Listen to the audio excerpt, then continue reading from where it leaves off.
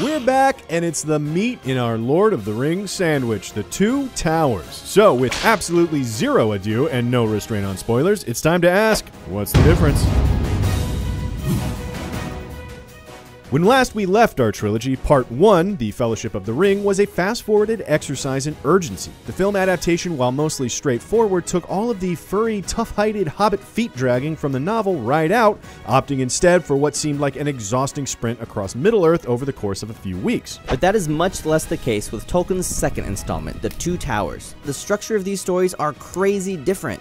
Most obviously, the first half of the book tells the story of Aragorn, Gimli, Legolas, and friends from start to finish, then backtracks to follow Frodo, Sam, and Gollum in the second half. The movie, on the other hand, cuts back and forth telling both halves of the narrative concurrently. So, while these separate adventures take the same amount of time to unfold, Tolkien doesn't mess around with cross-cutting. And because the narrative structure is so different, the ripple effects of any given change become difficult to track chronologically. So, this episode of What's the Difference will have a bit of a different structure too. And full disclosure, we thought about doing this with graphs and charts and an easel, but well, we just didn't want to. So, here we go. Let's start by grouping three characters together, Aragorn, Gimli, and Legolas. In the movie, they've been hot on the trail of the orcs who kidnapped Merry and Pippin for 3 days and nights, much to the dwarf's chagrin. Keep breathing. That's the key. Breathe. The book opens with the Fellowship scattered and Aragorn racing to answer the call of Boromir's horn. However, he's too late to help because Boromir is already riddled with arrows. He apologizes for trying to steal the ring from Frodo and for not protecting Merry and Pippin from the band of orcs before dying in Aragorn's arms. And after packing Boromir up in a boat all ceremonial-like, Aragorn, Gimli, and Legolas float him over a waterfall before they take off orc hunting and hobbit rescuing. All of that stuff happens exactly the same way in the movie, just not this movie. As we pointed out in the last episode, all of it takes place at the end of the Fellowship of the Ring. So, Aragorn, Gimli, and Legolas, collectively known as AGL from now on, hustle across the plains, hunting the Uruk-hai until they run into Éomer, a marshal of the Riddermark, and his horsemen. The group throws some shade back and forth. I would cut off your head, dwarf, if it stood but a little higher from the ground. But ultimately, they get on the same page about how dead the orcs are and how probably dead the Merry and Pippin are. The one big difference is kind of a carryover from the first book. At this meeting, Éomer is in awe of Aragorn because of his sword, the elvish blade reforged that proves Aragorn is of kingly descent, making him a legend more than a man in Éomer's eyes. Either way, the shade throwing is basically the same in the book and movie. But we have to rewind a little on Éomer. At this point, movie Éomer has been banished by the obviously evil Grima Wormtongue. I mean, the dude's name is Wormtongue and he looks like this. Could not be more obvious. Book Éomer, while no longer in the favor of the king thanks to Wormtongue's treachery, has not at this point been banished. So, being out on the plains hunting orcs is still technically his job. From their conversation with Éomer, AGL moves on to the smoldering pile of orcs. The discovery of Merry and Pippin's escape is dealt with in a roughly similar, non-linear fashion in both the book and the movie, with Aragorn tracing the steps of the hobbits into Fangorn Forest. In the book, however, AGL camps out on the edge of the forest for a night, where they briefly see a spectral old man in white, just kinda hanging out and watching them. Is it Saruman? Is it Gandalf? Kinda spooky, right? So the next morning they head into Fangorn where they encounter the old man in white again to find out, yay, it's Gandalf back from the dead. In the book and movie, Gandalf explains how he defeated the Balrog and his subsequent journey through space and time to rejoin his companions on Middle-earth. Then all four of them, AGL-G now I guess, head swiftly to Edoras and the Hall of Theoden, King of Rohan, where they find Theoden under Saruman's spell, closely guarded by obvious bad guy Grima Wormtongue. Book Theoden, however, is being controlled by Grima himself using, quote, subtle poisons. As opposed to the movie where Gandalf draws Saruman out as poison from a wound, Book Gandalf simply tells Grima to cut it out. Grima doesn't get sent away like he does in the movie. Instead, he's offered the chance to ride to war with the rest of Rohan, but surprise, surprise, evil McBad Dude guy chooses to take off in fear. Meanwhile, Éomer, who again in the book has not been banished, comes back home to Edoras happy to see Grima running away. At this point in the movie, Gandalf debriefs Theoden on all the bad news in Middle-earth, and Theoden decides to march all of his people to the refuge of Helm's Deep, where he knows they can defend themselves. But Gandalf knows they'll need reinforcements, so he takes off hoping to find Éomer, who, again, in the movie, has been banished. Book Theoden, like as soon as he wakes up, decides it's time to muster the Rohirrim and go join the forces that are already battling Isengard to kick Saruman's ass. Literally, he says, let's have some lunch, and then let's go do this thing right now. He leaves the city defenseless and Éowyn, his niece and Éomer's sister, in charge. Let's rewind just a little bit on Éowyn now. In the movie, we first meet Éowyn as her cousin, the king's son, is dying from his wounds fighting the orcs of Isengard. Then Grima hits on her using Middle-earth's version of negging. Like a morning of pale spring, still clinging to winter's chill. This thread of Grima wants Éowyn real bad is in the book, but only very briefly. The film expands on it, making her a character strong in her desire to contribute, but painted into a corner by her gender in the male-dominated world around her. You've some skill with a blade. In the book, she's just said to be pretty and that people seem to like her. Then her uncle leaves her in charge, and that's literally it for her in the Two Towers. Again, we're reading these as we go here, so if that changes in Return of the King, keep it to yourselves. Fast forwarding back to the march away from Edoras, in the movie it's a slow-moving column of retreating civilians. Along the way, Aragorn talks to Arwen, his lady elf, in his dreams, and in another memory thinks about her difficult decision between leaving with her people or staying with a mortal man in Middle-earth. This scene by itself is more than she appears in the book, but for the movie it further develops the love between Aragorn and Arwen while reminding us that Aragorn and Éowyn probably ain't gonna happen. In the book, they march away from Edoras in a spirited march to war.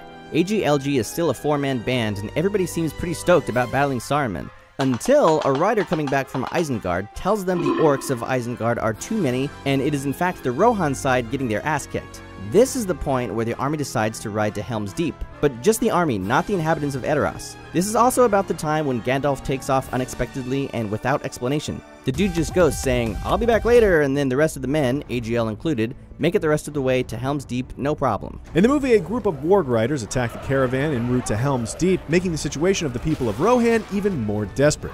But it also sends Aragorn over a freaking cliff, and since we've already seen movie Aragorn communicate with Arwen via dreams, she's able to find him and send a horse to pick him up. So it's Aragorn that sees the giant army of orcs headed to Helm's Deep that warns Theoden, as opposed to the soldier that turned the riders away from their course to Isengard in the book. Once at Helm's Deep, the actual battles are both very similar, save for two glaring differences. 1. No elves show up to help. Once Theoden and the rest of his men of Rohan are in Helm's Deep, it's just them fighting off the orcs. And 2. When Gandalf shows up with reinforcements, it's not with Éomer and his Rohirrim, because remember, Éomer's been back with Theoden for a while in the book.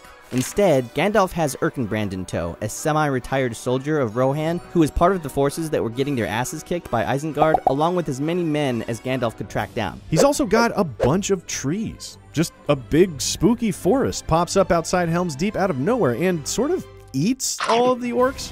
Gandalf doesn't even know where it came from. But aside from super rad shield surfing elf action, which frankly would have been hard to imagine in Tolkien's day, the actual fighting part of the battle plays out much the same in the book and the movie. And this is where AGL's part of the story ends in the movie. Gandalf has returned, the orcs have been defeated, and they all look out to the east super majestically. All our hopes now lie with two little hobbits. But the book keeps going. In fact, the rest of AGL's side of the story in the Two Towers book takes you through like the first 30 minutes of the Return of the King movie. So we'll get to that in our next episode, because now we have to rewind to cover Merry, Pippin, and the Ents. Okay, where's the rewind button? There we go. Rewind. Refresh. They are not for eating. Okay, way back at the beginning of the Two Towers, when still held captive by the orcs, in both the book and movie, Merry and Pippin escape when Éomer and his men attack the orcs. In the movie, Merry and Pippin take off into the forest where Treebeard the Ent stomps on their orc pursuer and takes the hobbits straight to the White Wizard, who we are meant to think is the villainous Saruman. For the movie's purposes, this replaces the "is it Saruman, is it Gandalf, kinda spooky, right?" moment that AGL had seeing the spectral old man on the edge of the forest the night before. So while both the book and the movie each feature tension surrounding the identity of this mysterious white wizard, it took 2 changes to the book to keep it for the movie. Gandalf. I am Gandalf the White.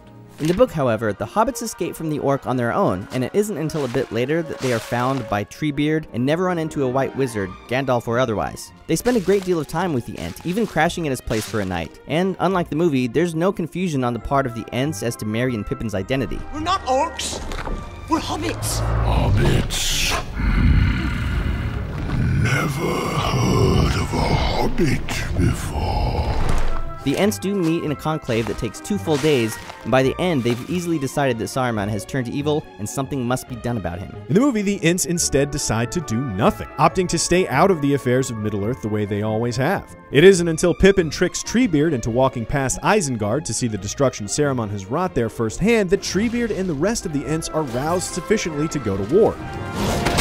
In the book, these events are not described in real time, but instead recounted by Merry and Pippin when they're reunited with AGLG in the flooded ruins of Isengard. But again, that's second book stuff that wound up in the third movie. And now we're like 10 minutes into this episode about the Lord of the Rings and we haven't even mentioned the ring yet. So let's rewind and start this thing over with Frodo, Sam, and Gollum. We first find Frodo and Sam lost on a foggy, smelly mountain, and as they wander, they gradually become aware that Gollum is now tailing them from a shorter distance. And remember, this is the beginning of the second half of the book, picking up 3 days after the Fellowship has disbanded, roughly the same time AGL is sprinting across Rohan chasing Orc.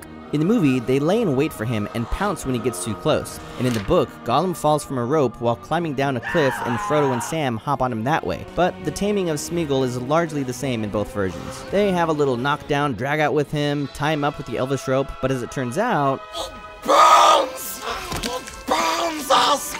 and it all ends with Gollum agreeing to guide them to Mordor. The first stop along the way is the Dead Marshes, a creepy swamp full of dead bodies that beckon the travelers into the water. Frodo, Sam, and Gollum, or FSG from now on for brevity's sake, make it through the Dead Marshes in basically the same way in the book and the movie, including an encounter with a Nazgul. The only real difference is book Frodo doesn't fall into the water like his movie counterpart. Also in both the book and movie, FSG gets to the Black Gate of Mordor only to have Gollum talk them out of heading into the Blacklands that way. Then, after a debate with himself, Smeagol decides to ditch Gollum for a while, and they even cook up a brace o' conies together.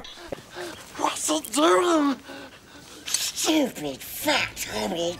Everything happens in basically the same way up until they run into Faramir, Boromir's brother and captain of Gondor.